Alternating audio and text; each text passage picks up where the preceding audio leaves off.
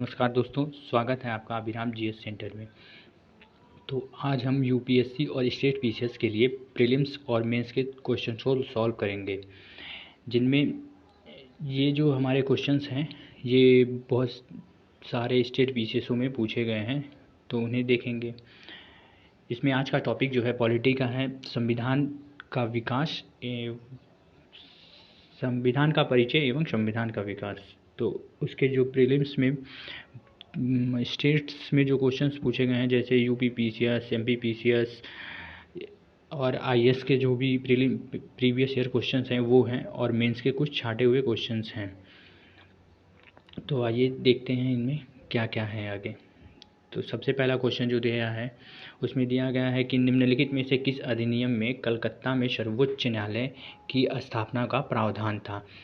Options हैं जो हमारे रेगुलेटिंग एक्ट 1773, पिट्स का भारत अधिनियम 1784, चार्टर एक्ट 1813 और चार्टर एक्ट 1833। तो यहाँ पे आंसर तो सो ही हो रहा है, ए रेगुलेटिंग एक्ट 1773।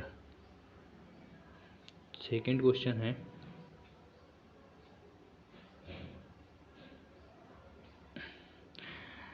सर्वोच्च न्यायालय की स्थापना के संबंध में निम्नलिखित में से कौन से कथन सही हैं। पहला कथन है कलकत्ता में सर्वोच्च न्यायालय की स्थापना 1773 के रेगुलेटिंग एक्ट के द्वारा की गई, तो ये तो सही है। इसका दूसरा क्वेश्चन जो है लेमेस्टर इस न्यायालय के प्रमुख न्यायाधीश थे, तो यहाँ पे लेमेस्टर जो है वो नहीं रहेंगे, यहाँ पे जो हो जाएगा एलिजा इम्पे हो जाएगा, एलिजा इम्पे थे। तो इसलिए दूसरा हमारा कथन जो है वो गलत हो जाएगा, इसलिए पहला कथन ही सही होगा। यहाँ पे सही उत्तर को हमें चुनना था। तीसरा जो हमारा क्वेश्चन है वो दिया है सूची 1 तथा सूची 2 को मिलान कीजिए तथा सूचियों के नीचे दिए गए कूटों से सही उत्तर को चयन करिए।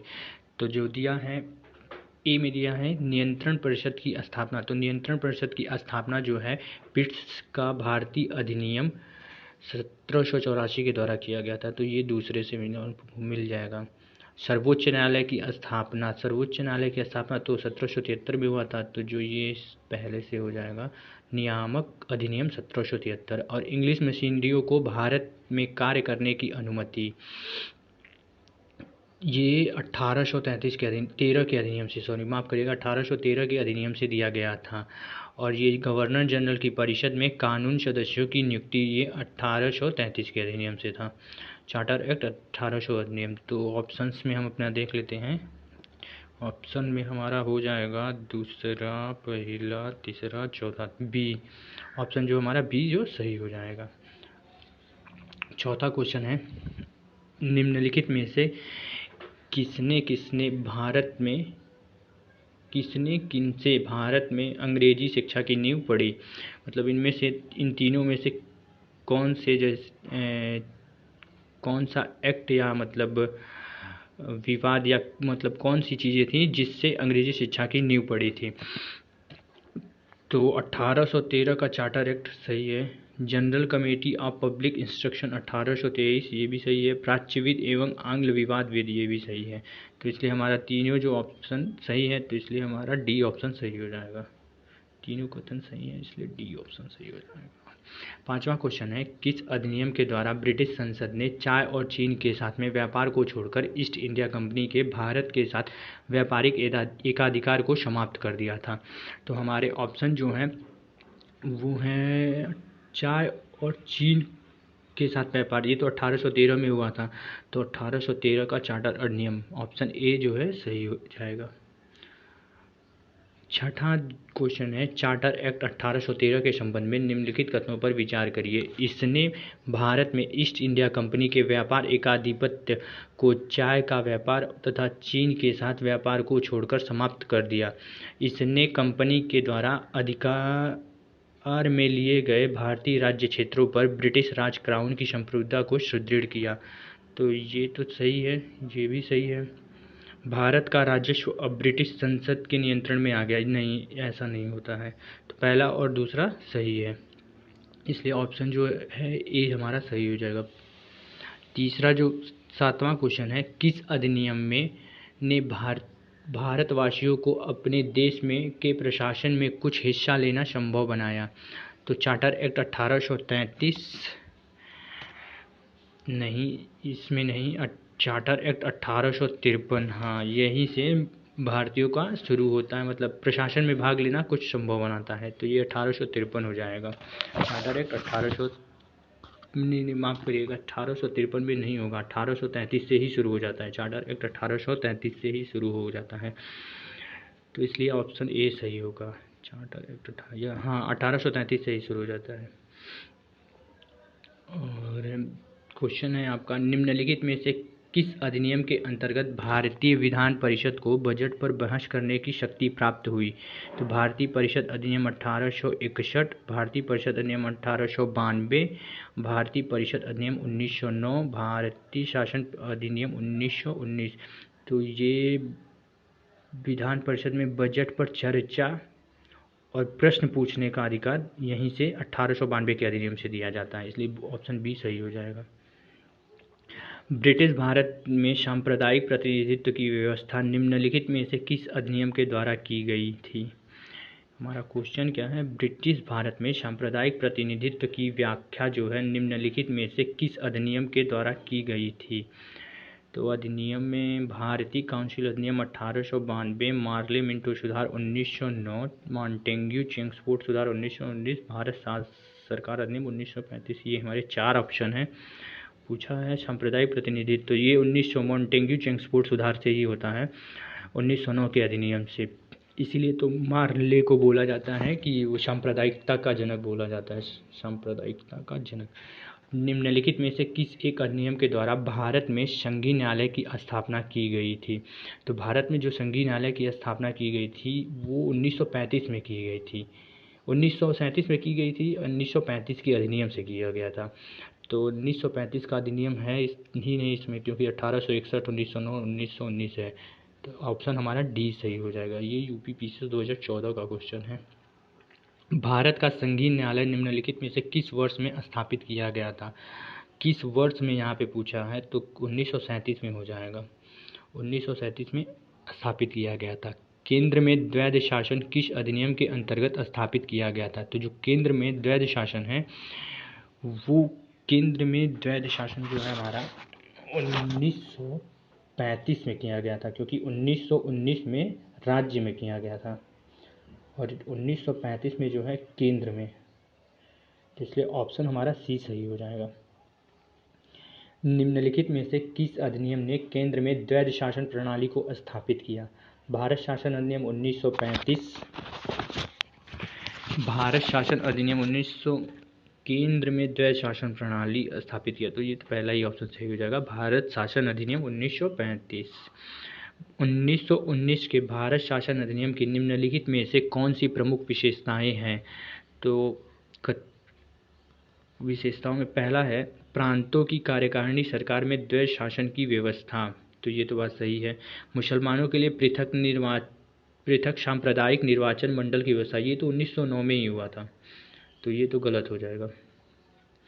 और केंद्र द्वारा प्रांतों को विधायिनी शक्ति का हस्तांतरण, केंद्र द्वारा प्रांतों को विधायिनी शक्ति का हस्तांतरण, ये बात तो सही है कि केंद्र द्वारा, तो इसलिए पहला और तीसरा हमारा सही हो जाएगा, ऑप्शन सी।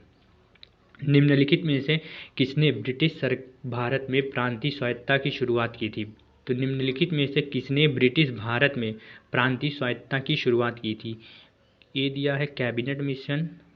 प्रांतीय स्वायत्तता जो है 1919 में हुआ था, तो ये भारत सरकार अधिनियम 1919 के द्वारा हुआ था। भारतीय विधान पालिका प्रथम बार द्विसदनी बनाई गई थी, तो ये तो अभी वही हुआ। इसी क्वेश्चन को, एक ही क्वेश्चन को हर जगह अलग अलग तरीके से घुमा कर दिया गया है।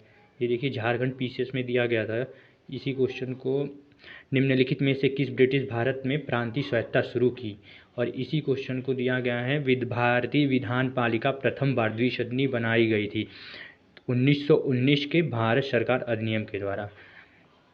एक ही क्वेश्चन को बार बार अलग अलग तरीके से प्रेजेंट किया गया है, तो ये काफ़ी अच्छा रहेगा हमारे लिए, क्योंकि ये हमें याद हो जाएगा। अब केंद्र में कौन सा एक्ट जो है द्विसदनी विधायिका लाया, ये देखिए केंद्र में कौन सा एक्ट यहाँ पे पूछ दिया है, केंद्र में कौन सा एक्ट, तो ये MPPCS प्री का 2013 का क्वेश्चन है। तो केंद्र में पूछा था, तो केंद्र में कौन सा एक्ट द्विसदनी विधायिका लेके आया, 1919, यहाँ पे ऑप्शन तो सी है सही। निम्नलिखित कथनों पर विचार कीजिए, यहाँ पे कुछ क्वेश्चन में गलत लग रहा है। तो इस केंद्र में द्वैध शासन, केंद्र में कौन सा एक्ट द्विसदनी विधायिका लाया, ये इसका आंसर 1919 हो जाएगा। और 1935 में 1935 में क्या द्वैध शासन व्यवस्था आया था केंद्र में, तो उसी पे थोड़ा सा कन्फ्यूजन था। द्वैध शासन व्यवस्था आया था, और यहाँ पे द्विसदनी विधायिका की बात की जा रही है, इसलिए ये 1919 में आया था। और 1935 में द्वैध शासन आया था वहाँ पे, और यहीं 1919 में ही द्वैध शासन जो है प्रांतों में आया था, 1919 में। तो ये थोड़ा सा ध्यान देने की यहाँ पे ज़रूरत है।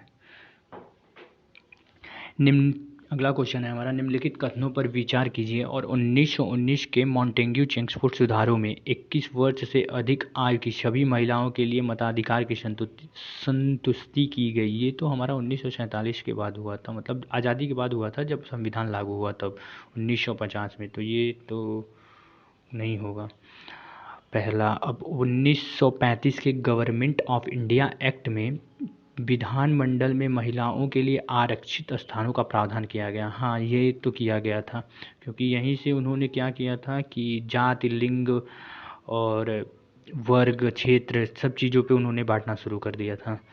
तो इसलिए हमारा ऑप्शन बी सही हो जाएगा।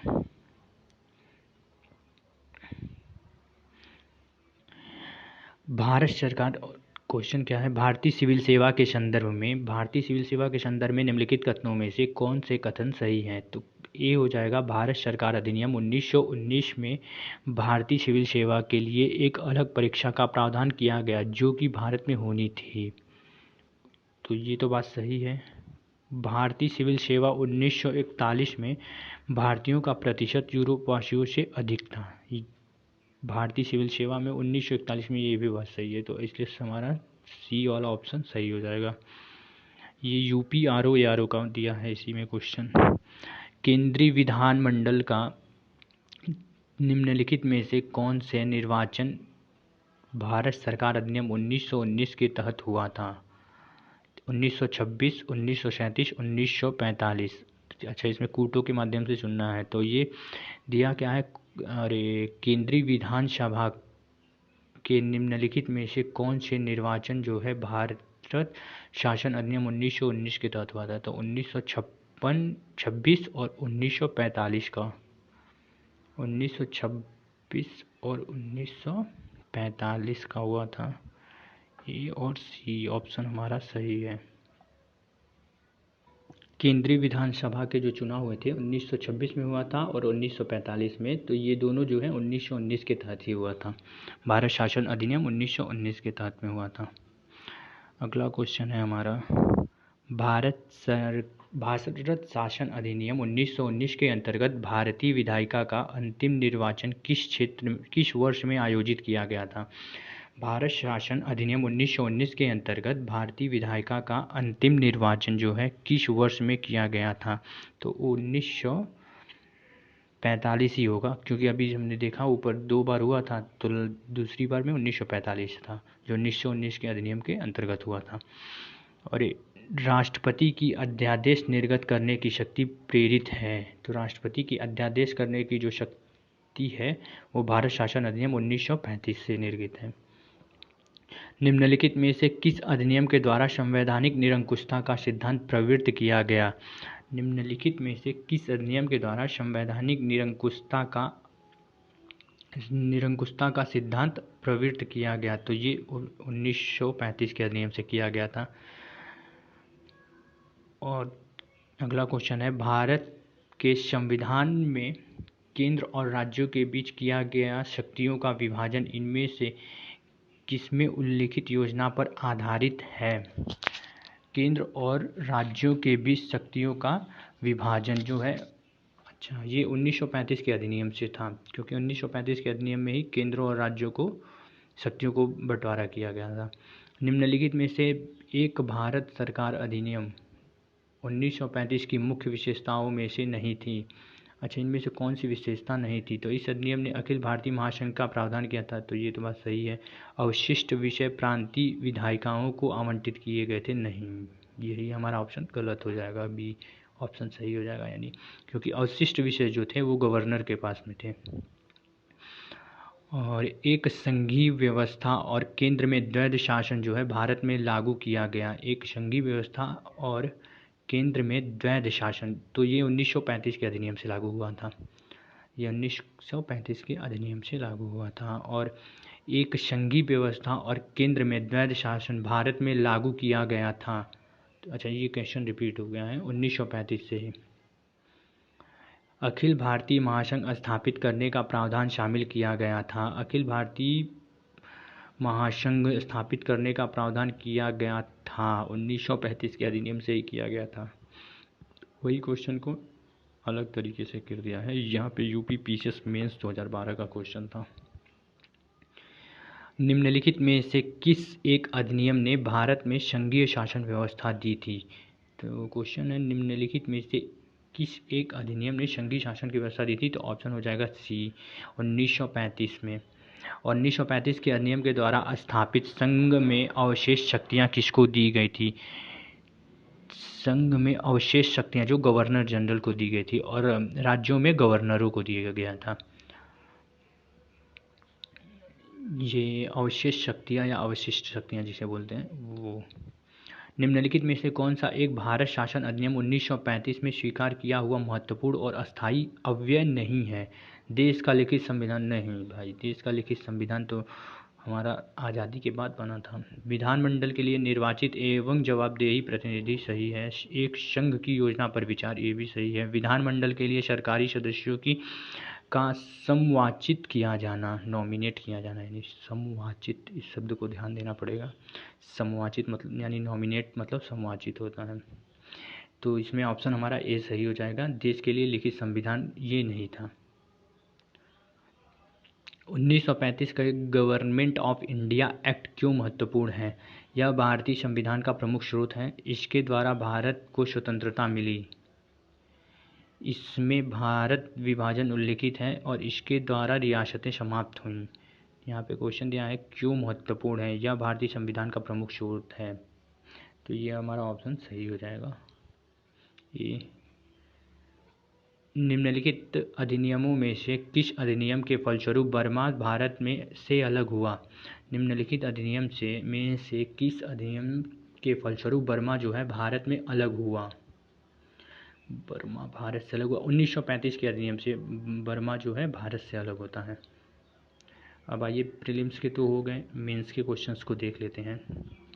इसके आंसर मैंने खुद लिखे हैं, तो इसलिए जो कुछ भी आपको अच्छा नहीं लगे तो प्लीज़ कमेंट में बताइएगा कि मतलब कहाँ पे मैं करेक्शन कर सकता हूँ, जिससे मैं अपने आंसर को और सुधार कर सकूँ। तो क्वेश्चन है भारत सरकार अधिनियम 1858 अपर्याप्त क्यों साबित हुआ? चर्चा करें।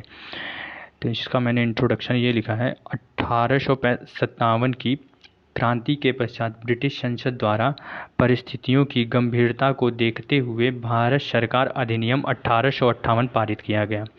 अब इसके मेन जो है बॉडी में देखते हैं क्या है। इस अधिनियम का उद्देश्य था भारत पर ब्रिटिश संसद का नियंत्रण बढ़ाना, परंतु इसके पश्चात नियंत्रण में कमी देखी गई, क्योंकि जो ब्रिटिश संसद थी वह भारत से सीधे शासन न करके अपने एक राज्य मंत्री यानी जिसे राज्य सचिव कहते थे वह नियुक्त वायसराय के द्वारा नियंत्रण रख रही थी तथा इन्हीं के नीतियों और सुझावों को महत्व देती थी। इसी प्रकार भारत सरकार के ढांचे में कोई भी परिवर्तन नहीं लाया गया, अतः उक्त अधिनियम अपने उद्देश्य में उतना सफल न हो सका। और यह अधिनियम जो है वायसराय यानी गवर्नर जनरल जो था कि विधान परिषद की कार्यप्रणालियों में सुधार करने में भी सफल न हो सका और विधान परिषद की कार्यप्रणाली जो है दोषपूर्ण बनी रही। जैसे कि कोई भी गैर सरकारी व्यक्ति, चाहे यूरोपीय हो या भारतीय, अर्थात जो मंत्री नहीं है, इस परिषद के कार्य से संबंधित नहीं था। साथ ही विधान परिषद में भारत के भिन्न भिन्न विभागों की मौजूदा स्थितियों के अनभिज्ञ थी। भारत सरकार अधिनियम 1858 में उपरोक्त कमियां होने के कारण विधि निर्माण में भारतीयों को भी शामिल करने की मांग बढ़ने लगी। इन्हीं कारणों से भारतीय परिषद अधिनियम 1861 पारित किया गया। अब आगे का क्वेश्चन देख लेते हैं। ये हो गया ख़त्म। और आगे क्वेश्चन है, भारत परिषद अधिनियम 1861 क्यों महत्वपूर्ण है? तो इसका इंट्रोडक्शन ये है कि भारत सरकार अधिनियम 1858 की कमियों को दूर करने हेतु ब्रिटिश सरकार द्वारा भारत परिषद अधिनियम 1861 पारित किया गया। ये तो 1858 से स्टार्ट किया गया कि मतलब पहले इंट्रोडक्शन में मैंने ये इसलिए इसे लिखा है कि मतलब पहले इसकी कमियों को बताया गया कि आया क्यों भाई, महत्वपूर्ण क्यों है। तो 1858 की जो कमियां थी उन्हीं को दूर करने के लिए ये लाया था, तो इसी को मैंने थोड़ा सा इंट्रोडक्शन डाल दिया है। अब आगे मैंने डाला है 1861 में जो प्रावधान थे, क्योंकि उसके जब तक प्रावधान नहीं बताऊँगा तब तक मैं उसके मतलब इम्पोर्टेंस को कैसे बता सकते हैं कि वो महत्वपूर्ण क्यों था। तो इसमें थोड़े से प्रावधान मैंने 3 पॉइंट्स में डाले हैं, 3 पॉइंट्स में प्रावधान डाले हैं। इसके जरिए पहला पॉइंट है, इसके जरिए जो है वायसराय की कार्यकारिणी परिषद में 5वें विधिक सदस्य भारतीय प्रतिनिधित्व को शामिल किया गया। और दूसरा पॉइंट डाला है, इस अधिनियम के द्वारा वायसराय को अपनी विस्तारित विधान परिषद के गैर सरकारी सदस्यों के रूप में कुछ भारतीयों को नामित करने में सक्षम बनाया। और तीसरा पॉइंट है, इस अधिनियम के द्वारा विकेंद्रीकरण की शुरुआत हुई।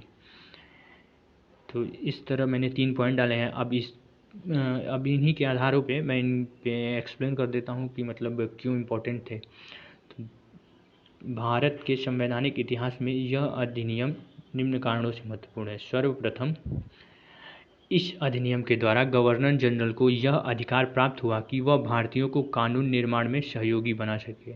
ठीक है।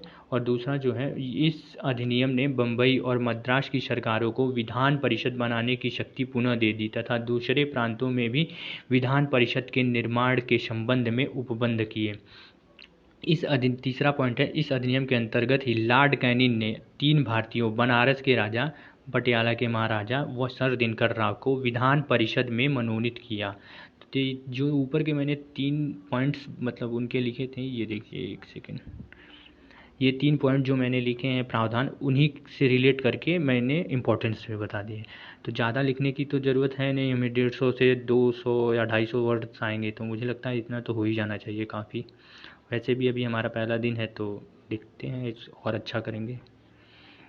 अब कंक्लूज़न में थोड़ा देख लेते हैं। जो निष्कर्ष है इसका इस प्रकार, इस अधिनियम द्वारा ही भारत में विधायी विकेंद्रीकरण की नींव रखी गई। ये तो मान लीजिए इसकी थोड़ी अच्छाई बता दी। और इस अधिनियम में निहित विकेंद्रीकरण की मूल भावना ने ही लॉर्ड रिपन द्वारा 1882 में स्थानीय स्वशासन की नींव रखी तथा आगे चल करके 1935 के अधिनियम के द्वारा प्रांतों को पूर्ण आंतरिक स्वायत्तता प्राप्त हुई थी। तो ये मैंने इसके निष्कर्ष में डाल दिया, क्योंकि थोड़े से इसके बताए और इसके मतलब भविष्य में क्या प्रभाव पड़े वो चीज़ लेके डाला है। और आगे का क्वेश्चन देख लेते हैं फिर क्या है। 1892 के अधिनियम में भारतीयों को लाभ क्यों नहीं हुआ, चर्चा करें। तो 1885 के भारतीय राष्ट्रीय कांग्रेस का गठन, इंट्रोडक्शन है ये, थोड़ा सा 92 का पूछ रहा है तो पीछे से स्टार्ट कर देते हैं कि भाई यहाँ पे पूछा है लाभ क्यों नहीं हुआ, तो भाई आया क्यों पहले वो दिखा देते हैं, फिर उसके बाद बता देंगे कि लाभ क्यों नहीं हुआ। तो 1885 के भारतीय राष्ट्रीय कांग्रेस का गठन होने के पश्चात कांग्रेस ने विधान परिषदों में सुधार और परिषदों के में सदस्यों को मनोनीत करने के बजाय चुनावों के प्रयोग जैसी मांगों को आगे रखा। इन्हीं कारणों से भारतीय परिषद अधिनियम 1892 लाया गया। ठीक है। अब इसमें 92 लाया गया। अब यहाँ पे क्वेश्चन जो पूछा है हमारा कि भारतीयों को लाभ क्यों नहीं हुआ, तो हमें बताना तो पड़ेगा ना आखिर उसमें प्रावधान क्या थे। तो मैंने ज़्यादा मतलब विस्तृत करके नहीं बताया है, पर छोटे में बता दिया है कि प्रावधान क्या थे। अब फिर उसके बाद थोड़ा सा उसको एक्सप्लेन कर देंगे कि हमके मतलब उस प्रावधानों से लाभ क्यों नहीं हुआ। तो 1892 के अधिनियम में प्रावधान क्या थे, पहले ये देख लेते हैं। तो परिषदों को बजट पर चर्चा और कार्यपालिका से प्रश्न पूछने की शक्ति दी, और विधान परिषदों में गैर सरकारी सदस्यों की संख्या में वृद्धि हुआ था। तीसरा जो पॉइंट डाला है, परिषदों में रिक्त कुछ गैर सरकारी सीटों को उपचुनाव के माध्यम से नियुक्त किया गया। अब देख लेते हैं कि भाई इन तीनों चीज़ों के ये 3 पॉइंट्स ही डाले हैं, अब देख लेते हैं इन पॉइंट्सों के आधार पे कि हमें भाई फ़ायदा क्यों नहीं हुआ।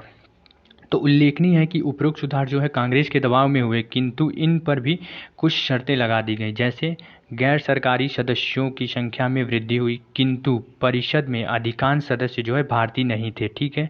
और दूसरा, विधान परिषद के सदस्यों को पूरक प्रश्न पूछने का अधिकार नहीं था, मतलब वो चर्चा तो कर सकते थे पर पूरक प्रश्न नहीं पूछ सकते थे। तीसरा जो है, सरकार कुछ सीटों पर चुनाव हेतु तैयार हो गई, लेकिन यह शर्त लगा दी गई कि चुने हुए सदस्य को विधान परिषद में सरकार द्वारा मनोनीत किए जाने पर ही स्थान ग्रहण करेंगे, अर्थात परिषद में चुना ही जाना उनका पूर्ण रूपेण कार्य करने के लिए पर्याप्त नहीं था।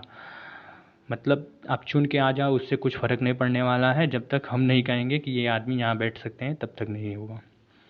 तो भाई फ़ायदा क्या हुआ आपके मतलब इस अधिनियम को लाने का।